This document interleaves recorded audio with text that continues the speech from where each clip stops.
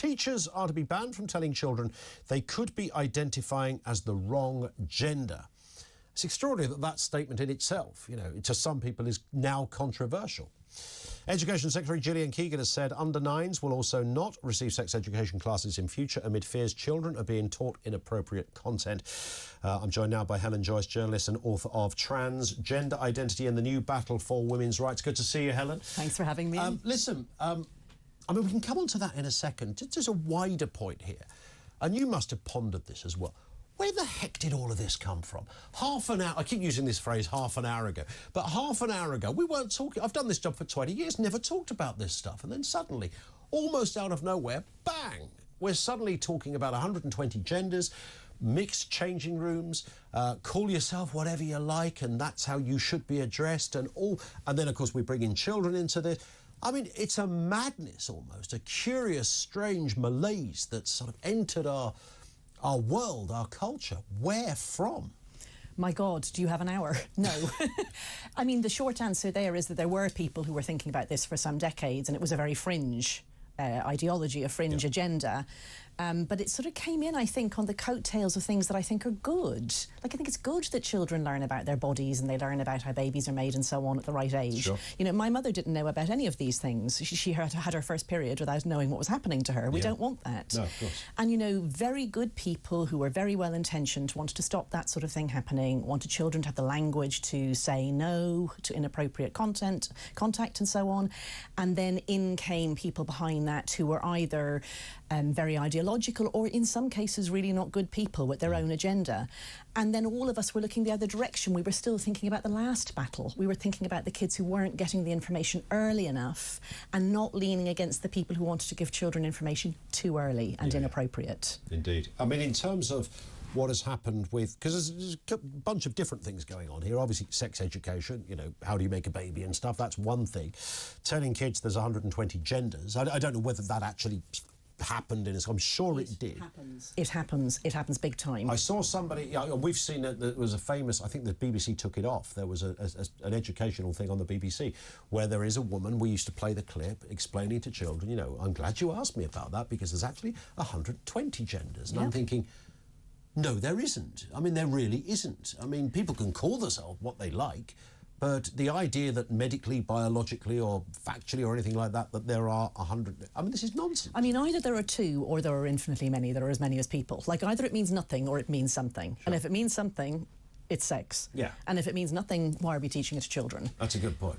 So I think I think they think that it's progressive, and it's amazing how otherwise intelligent and sane people lose their minds as soon as you say that it's progressive about something. I think that, yes, that's right. I mean, the word progressive is always a, you know, I loathe politicians saying progressive. I mean, I want to say to them, are you so open-minded that your brain has fallen out? Because that's what it feels like.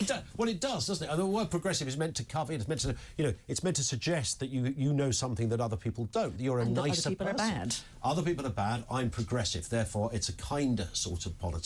And it's sort of ridden on the coattails, as well. I mean, we can talk about Stonewall. That's a whole other debate, goodness me. But it's on the coattails of some very good work on gay rights. Exactly. And what I've found, and I'm sure you know this better than me, is that people have kind of correlated that and said, well, this is just the next frontier, when it demonstrably isn't. We're not talking about the same thing here.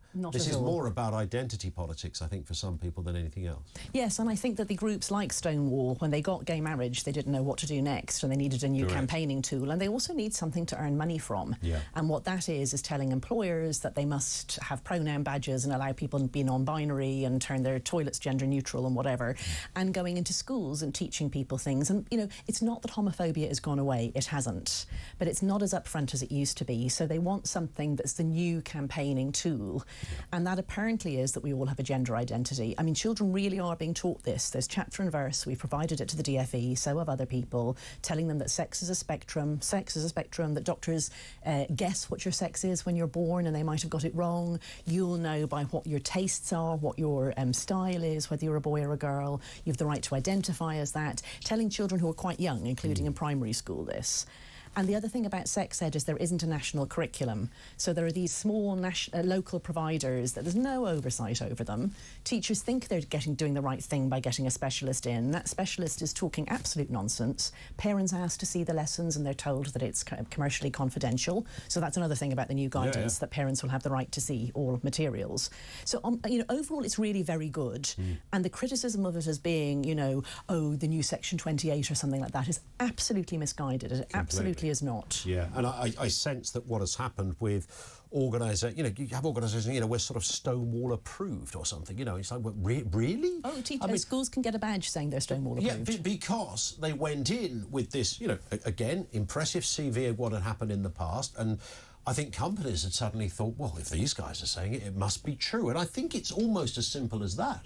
And so as a result, schools and education establishments thought they were somehow doing the right thing by kind of joining in with this. Oh, I'm sort sure of a they did. into, I'm sure they did. We're being nice and decent. The world has suddenly changed. Did none of them question that this is, you know, some of this is madness? I mean, the idea that you can suddenly say, yeah, I mean, we can get into the changing of pronouns and the changing and policing of language, which I find to be criminal in itself. But people can call themselves what they like, I suppose, but that doesn't mean to say necessarily that, you know, everybody else has to join in with that.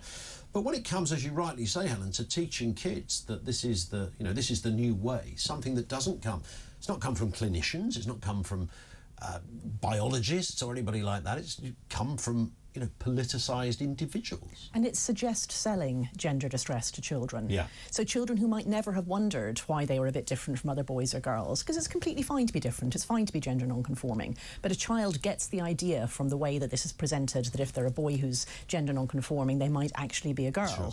And then they start to get distressed. And by now you've got a problem which you actually created by this poor sex ed materials.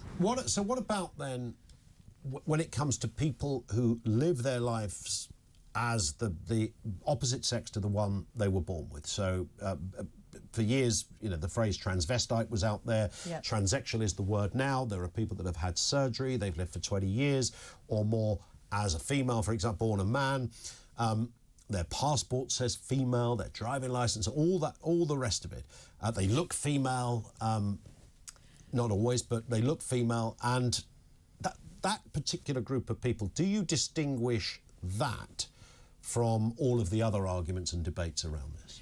We have laws that allow certain accommodations for people who are adults. If you're over 18, you can change your legal sex for some purposes. I think that creates problems of itself. However, that is the law in the country. About 5,000 people have certificates that say that they are, for some legal purposes, the opposite sex. No child can have them. No. It's a tiny number of people. I think myself that the idea of living as a woman is a very regressive idea. If you're a man no matter what you do. If you want to grow your hair long, if you want to change your dress, if you want to change your name, that's fine. It's a thing that a man is doing. I don't think I'm a costume. I don't think that a castrated man is a woman. That's not what a woman is. But all of that aside, this is not something to do with children. It's not something to do with schools. And schools must pay attention to safeguarding as well. You cannot keep children safe if you lie about anybody's sex. Rules about things like toilets, changing rooms and so on are there to keep children safe. So we cannot treat children as if they're adults, and we cannot use this law that allows adults a certain accommodation to say something about schools. What drives me mad about all of this is that there is a school of thought out there, that the conversation we're having, that we're the controversial ones. I know, most people agree with us, let's face it. Well, exactly, yeah. You talk to anybody. I mean, I can't go out with, you know, parents of my kids who are in my kids' school or whoever.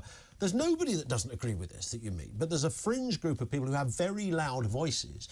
And I think, again, it goes, I think because people are either scared that it's going to sound like it's an ism or a phobic thing, that they won't, companies and organisations say, well, we better, you know, I heard a former colleague of mine who was interviewing Eddie Izzard today, and he said, you know, Eddie Izzard will be with us later. She's coming into the studio and she'll be talking about her new one-woman show, and and I thought, hang on a second, we had Eddie Izzard in here about a year ago, and I said to Eddie when Eddie came in, are you a man or a woman? You know, he said, anything you like, mate. Call me whatever you want. I'm not fussed about that. And I thought, well, that's fine. So I thought, well, I've known Eddie Izzard not personally, as a bloke. So my default position would be to say he is in the studio with us. Why anybody want the Daily Mail do it, for goodness sake? You know, the throwing in the pronouns and, you know, the playing the non-binary. I mean, that's another thing that drives me up the wall, frankly, and gets me eating my own elbows in the morning, because I think, well, this is not proven stuff. That we are just pandering to people's identity. I want to call myself this, so everybody else should change language, change views, and change reality almost. Completely, and I won't call Eddie Izzard a woman, because if I do, then I'm saying woman is a costume. Yeah. Eddie Izzard is a man, and you do know that. And it's one thing to say in a friendly situation to accommodate somebody if you want to. It's quite another to feel that you have to. And it's another again to do it in a public way that suggests that you think that everybody is the thing that they identify as, because that's the issue. It's no longer about accommodating a small number of very distressed people, which I think most compassionate people are happy enough to do. It's about rewriting all of reality. Yeah. And saying that, you know, anyone is whatever they say they are. If you say you're a woman and I say I'm a man, then suddenly we have a woman interviewing a man. We all know that's nonsense. Yeah. And then straight away you can't do things like make sensible arguments about women's sports, about changing rooms, about teaching children sensible things.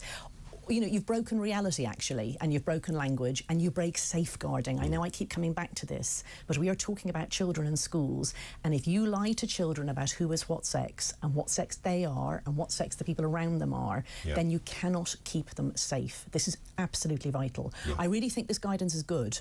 You know, people are not giving it credit enough. It's genuinely good. And it was going in I mean, it did for many people going in an even more sinister direction, not just in the classroom, but in the hospital, where we had Tavistock and the like, actually taking this to the next stage, which was medicating kids or advising kids that, you know, this is a journey you're now going to need to go on. You know, you got to, I don't know, whatever age kids would go in there, but way too young, I would suggest. Some of them as young as 3. Not only a few that young, and you wouldn't get drugs until you were in your teens.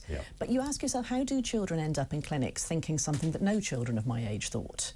Namely that they were really members of the opposite sex. Where were they taught that? Partly online, but also in school. They were taught to examine themselves and try and work out what is your gender identity. Don't tell children this at all, and then you won't see children turning up in What do you clinics. do, just a final point, Helen, on that? I mean, the changing room scenario comes up a lot.